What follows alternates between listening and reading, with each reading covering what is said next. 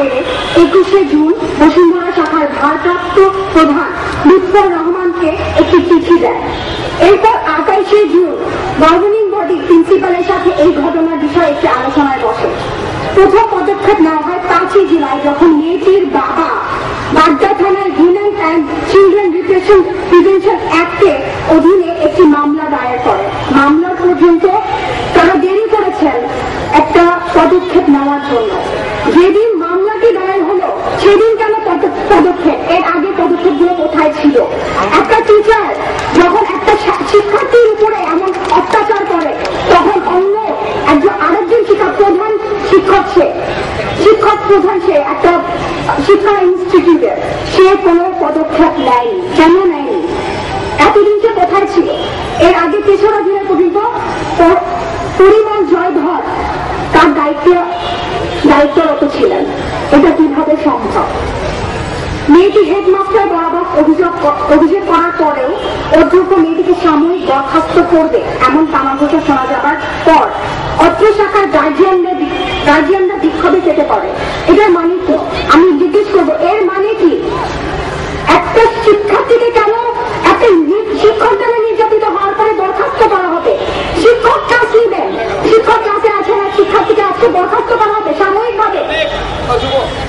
এই বিক্ষোভের পর থেকে মিডিয়া আমাদের সাথে আছেন এবং আপনাদের প্রতি মুহূর্তে আমাদের কাজের বিবরণী আপনারা পাচ্ছেন। আজকের এই মহেন্দ্রক্ষণে আমরা আপনাদের আরো কিছু কথা বলতে চাই। 1952 সালে প্রতিষ্ঠিত ভিকারুননিসা নূন স্কুল আগে শুধু একটি স্কুল নয়, এটি দেশি শিক্ষা তথা নারী শিক্ষার একটি প্রতিকৃতের নাম। গত প্রায় 60 বছরে ভিকারুননিসা দেশের শিক্ষা ব্যবস্থায় একটি দৃষ্টান্ত স্থাপন করেছে। নিজেদের পুরো সাফল্য অর্জন এবং প্রতিনিয়ত নিজেদের সর্বোচ্চ অর্জনকে ছাড়িয়ে নতুন মাইল ফলক সৃষ্টি করে গেছে। কিন্তু গত 2-3 বছর ধরে এই ধারার ব্যতিক্রম হচ্ছে এবং ভিকারুননিসার শীর্ষ অবস্থান আজ হুমকির মুখে। গত 2-3 বছরে ভিকারুননিসার সৌধ অনেকটাই মলিন পরিলক্ষিত হচ্ছে, যার ন্যাক্কার জন্য বহিঃপ্রকাশ এই ছাত্রী ধর্ষণের ঘটনা। আমরা ভিকারুননিসা পরিবারের সন্তানরা আজ দেশ বিদেশের প্রতিটি প্রান্ত থেকে ছুটে এসেছি আমাদের প্রাণীর ভিকারুননিসার টানে।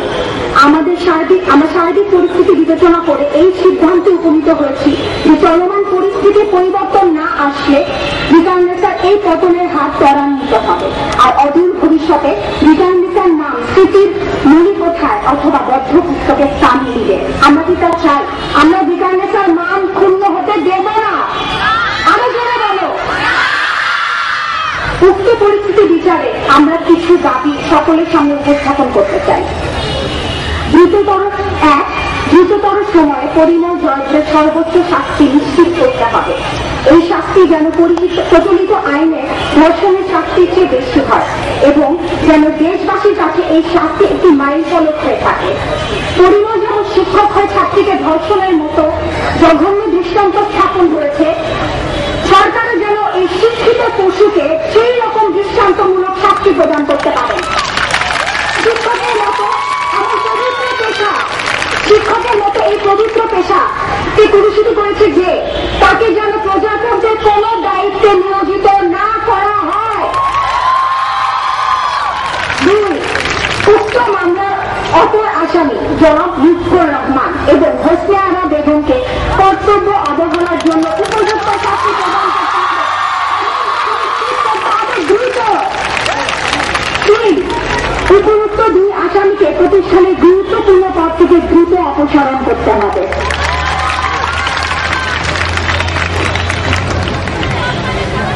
4. আরো যে 5 জন পুরুষ শিক্ষকের নামে অভিযোগ শোনা যাচ্ছে তাদের সনদপত্র জনসম্মুখে প্রকাশ করতে হবে। আমরা জানতে চাই তারা কে, কোথা থেকে উঠে এসেছে এবং পরিমল জয়ধরের মতো তাদেরও অতীতে কোনো অপকর্মে লিপ্ত থাকার অভিযোগ আছে কিনা এটি তদন্ত করতে হবে এবং ততদিন পর্যন্ত তারা সাময়িকভাবে বরখাস্ত থাকবে। 5. ছাত্রীদের নিরাপত্তার স্বার্থে প্রতিটি শাখায় পুরুষ শিক্ষকের সংখ্যা নিয়ন্ত্রণ করতে হবে এবং সর্বোচ্চ যোগ্যতা সম্পন্ন প্রার্থীকে নিয়োগ করতে হবে। 6. 29শে আগস্টে পূর্ব নির্ধারিত গভর্নিং বডি নির্বাচন অবশ্যই অনুষ্ঠিত হতে হবে এবং নতুন নির্বাচিত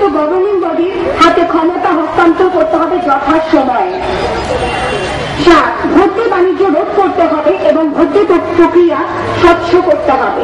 8 শিক্ষকমূলক স্বচ্ছতা ও জবাবদিহিতা নিশ্চিত করতে হবে।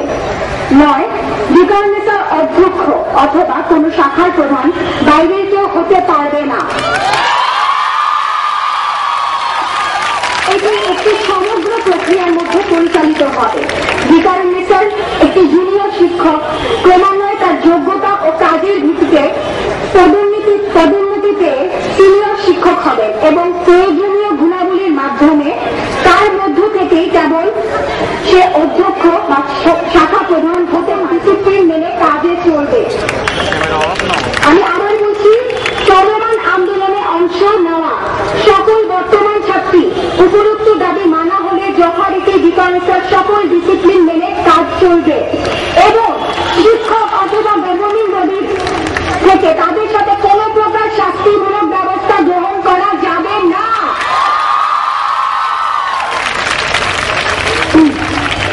আমরা জানি, আমি এখন কিছু আমাদের দাবিগুলো শেষ, আমাদের মূল দাবিগুলো শেষ, আমরা এখন কিছু ভিতরের কথা বলবো, আমাদের কথা বলবো। একটি সাহিত্য সাংস্কৃতিক সংস্থা এসেছেন, খোলা জানানো, তাদেরকে আমরা স্বাগত জানাচ্ছি। বন্ধুরা সবাই একটু হাততালি দাও। আচ্ছা, আমি যেটা নিয়ে বলছিলাম, আমরা ডিকারনেসার ছাত্রীরা কিছু বিষয় এখানে আমি পয়েন্ট দিয়ে বলে গেছি, সেই জন্য আমি চাবো একটু বিস্তারিত বলবো। আমি গভর্নিং বডি নিয়ে একটা কথা বলবো। আমাদের গভর্নিং বডিটা, এই বডিটা আসার পর থেকে বিগত 2-3 বছরে আমাদের নাম, ডিকারনেসার নাম দিন দিন খারাপের দিকে যাচ্ছে। পেপারে আজকের পর কালকে নতুন নতুন, ভালো কোনো কারণে নয়, খারাপ কারণে মিডিয়াতে নাম বারবার নেওয়া হচ্ছে, ডিকারনেসার এই হয়েছে, ডিকারনেসার ওই হয়েছে। এটা কেন? এই গভর্নিং বডি কোথায় আছে? আমি জানতে চাই এই গভর্নিং বডির দায়িত্ব কি? আমাদেরও জানার অধিকার আছে, কারণ গভর্নিং বডি কারা হয়? আমাদের এই বোনদের বাবা মারা দায়িত্ব নেন। তারা কোথায়? তারা আমাদের কেন, আমাদের সুরক্ষার জন্য আমাদের বাইরে কেন আসতে হয়েছে? আজকে শহীদ মিনারে আমি দাঁড়িয়ে আছি আমার বোনদের জন্য। তারা কোথায় ছিল যখন পরিমলকে নিয়োগ দেওয়া হলো?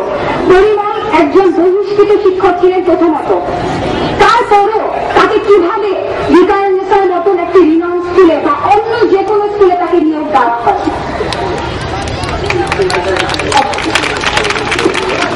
আমাদের এখানে ঢাকা বিশ্ববিদ্যালয়ের তানজিম স্যার এসেছেন, আমরা সবাই আমাদেরকে স্বাগতম জানাই।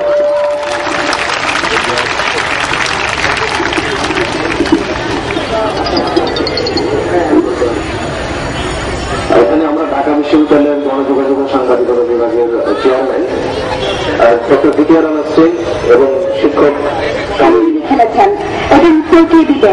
আজকে পর্যন্ত আমরা জানি না। আজকে যখন ঘটনাটা মে মাস থেকে শুরু চলে, যখন এই ঘটনাটা 4 তারিখে পেপারে আসে, আজকে 12 তারিখ, আজকে পর্যন্ত কেন এই প্রিন্সিপালকে বলতে হবে যে তিনি ডিকারনেসার অধ্যক্ষা? আমি এর উত্তর চাই, কেন ডিকারনেসার এখনো তিনি অধ্যক্ষা আছেন? আমরা তার আন্ডারে না, কোনো মেয়ে ক্লাস করবে না, কেন করবে? আমরা এই অধ্যক্ষের নিচে তার সাথে টিচাররা আছেন। আমরা চাইবো যে তিনি সব মেয়েদেরকে, তারা যদি ক্লাস না করতে চান, প্লিজ আপনারা তাদেরকে রিকোয়েস্ট করবেন না। আপনাদেরকে আমরা সম্মান করি, আমরা চাইবো না যে ওরা আপনাদের সাথে কোন রকম খারাপ কথা বলে। আমরা ক্লাস যতদিন পর্যন্ত ওই অধ্যক্ষা থাকবেন, আমরা ক্লাস করব না। প্রিন্সিপাল আর গভর্নিং আমাদের মধ্যে জাহাঙ্গীরনগর বিশ্ববিদ্যালয়ের প্রাক্তন অধ্যাপক ডক্টর রেহনুমা এসে কিছু বলছেন, আপনাকেও মঞ্চে আসার জন্য অনুরোধ করছি। ডক্টর রেহনুমা আহমেদ। আমি কিছু কথা বলবো, আরো কিছু কথা বলবো। সম্ভবত মনে হচ্ছে যে এই দুজনই মেন আমাদেরকে এই জায়গায় আনছে আজকে। মেয়েরা ক্লাস করতেছে না, মেয়েরা বের হয়ে আসছে রাস্তায়। আমাদের বয়স না, তোমাদের বয়স না, এই রাস্তা ক্লাস 10-এর মেয়েরা ক্লাস বর্জন করবে, কলেজের মেয়েরা ক্লাস বর্জন করবে, এটা দেখা যায় না। এটা বিয়াল, এটা ইতিহাসে মনে হয় প্রথম হচ্ছে যে স্কুল কলেজের মেয়েরা রাস্তায় প্রথম দিন রাস্তায় মানববন্ধন করেছে, আজকে শহীদ মিনারে বসে আছে।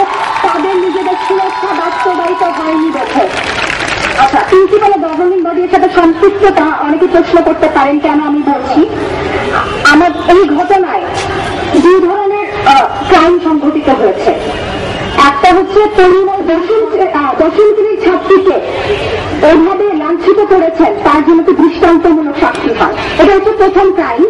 আর দ্বিতীয় ক্রাইম হচ্ছে যারা পরিবারের বিরুদ্ধে ব্যবস্থা গ্রহণ করতে এত দেরি করেছেন, যার কারণে মামলা আজ দুর্বল, যার কারণে মেয়েটির মেডিকেল করা যায়নি, যার কারণে মোবাইলের আলামত নষ্ট হয়ে গেছে।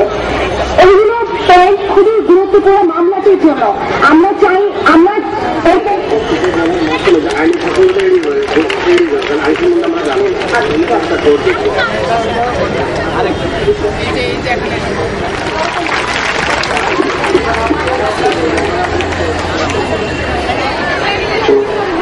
সালের 14ই মে বাংলাদেশ হাইকোর্ট যৌন হয়রানি বিষয়ে একটি যুগান্তকারী রায় দেন এবং আরো বলা হয় এই বিষয়ে আইন না হওয়া পর্যন্ত হাইকোর্টের নির্দেশনাটি সবাইকে অনুসরণ করতে হবে। সেই সঙ্গে সব শিক্ষা প্রতিষ্ঠান এবং কর্মক্ষেত্রে হাইকোর্টের এই নির্দেশনার আলোকে যৌন হয়রানির বিরোধ আচরণ বিধি এবং সেল করার জন্য নির্দেশনা দেওয়া হয়।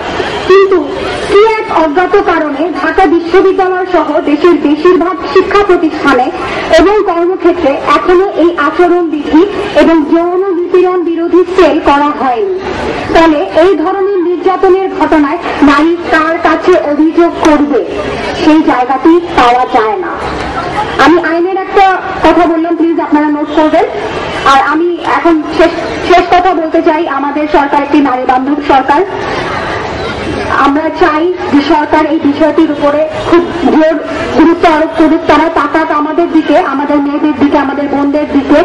এই শিক্ষা প্রতিষ্ঠানটি স্কুলের একটি বাংলাদেশের একটি সুনামধারী প্রতিষ্ঠান, আমাদের দেশে বিদেশে আমাদের মা বোনরা আছে।